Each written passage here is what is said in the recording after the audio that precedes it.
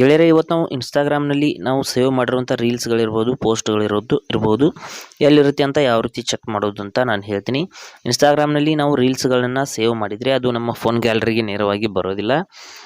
ಅದನ್ನು ನಾವು ಸೇವ್ಡ್ ಆಪ್ಷನ್ಸ್ನಲ್ಲಿ ಹೋಗಿ ನಾವು ಚೆಕ್ ಮಾಡ್ಕೋಬೇಕಾಗುತ್ತೆ. ಆ ಒಂದು ಸೇವ್ ಮಾಡಿರುವಂಥ ಒಂದು ಐಟಮ್ಗಳು ಎಲ್ಲಿರುತ್ತೆ ಅನ್ನೋದನ್ನು ನಾನು ಇವತ್ತು ಸಂಪೂರ್ಣವಾಗಿ ಹೇಳ್ತೀನಿ. ಇಲ್ಲಿ ಮೊದಲು ಇನ್ಸ್ಟಾಗ್ರಾಮ್ ಆ್ಯಪ್ನ ಓಪನ್ ಮಾಡ್ಕೊಳ್ಳಿ.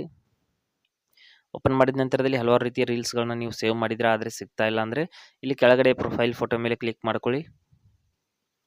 ಕ್ಲಿಕ್ ಮಾಡಿದ ನಂತರದಲ್ಲಿ ಮೇಲ್ಗಡೆ 3 ಲೈನ್ಸ್ ಮೇಲೆ ಕ್ಲಿಕ್ ಮಾಡ್ಕೊಳ್ಳಿ. ಇಲ್ಲಿ 3 ಗೆರೆಗಳ ಮೇಲೆ ಕ್ಲಿಕ್ ಮಾಡ್ಕೊಳ್ಳಿ. ಕ್ಲಿಕ್ ಮಾಡಿದ ನಂತರದಲ್ಲಿ ಇಲ್ಲಿ ನೋಡಿ ಈ ರೀತಿ ಕ್ಲಿಕ್ ಮಾಡ್ಕೋತೀನಿ. ಮಾಡಿದ ನಂತರದಲ್ಲಿ ಇಲ್ಲಿ ಮೇಲ್ಗಡೆ ಒಂದು ಆಪ್ಷನ್ ಇರುತ್ತೆ ನೋಡಿ, ಸೇವ್ಡ್ ಅಂತ. ಇಲ್ಲಿ ಸೇವ್ಡ್ ಅಂತ ಇದೆ ಅಂದರೆ ನೀವು ಸೇವ್ ಮಾಡಿರುವಂಥ ಎಲ್ಲ ಒಂದು ರೀಲ್ಸ್ಗಳಿರ್ಬೋದು, ಪೋಸ್ಟ್ಗಳಿರ್ಬೋದು ಎಲ್ಲವೂ ಕೂಡ ಇಲ್ಲಿ ಇರುತ್ತೆ. ಈ ರೀತಿ ನೋಡ್ಬೋದು, ನಾನು ಸೇವ್ ಮಾಡಿರೋಂಥ ಎಲ್ಲ ರೀಲ್ಸ್ಗಳು ಇಲ್ಲಿ ಬಂದಿದೆ. ಇದ್ರ ಮೇಲೆ ಕ್ಲಿಕ್ ಮಾಡಿಬಿಟ್ಟು ನಾವು ಯಾವ ಒಂದು ರೀಲ್ಸ್ನ ನಮಗೆ ಬೇಕೋ ಅದನ್ನು ಪ್ಲೇ ಮಾಡ್ಕೋಬೋದು.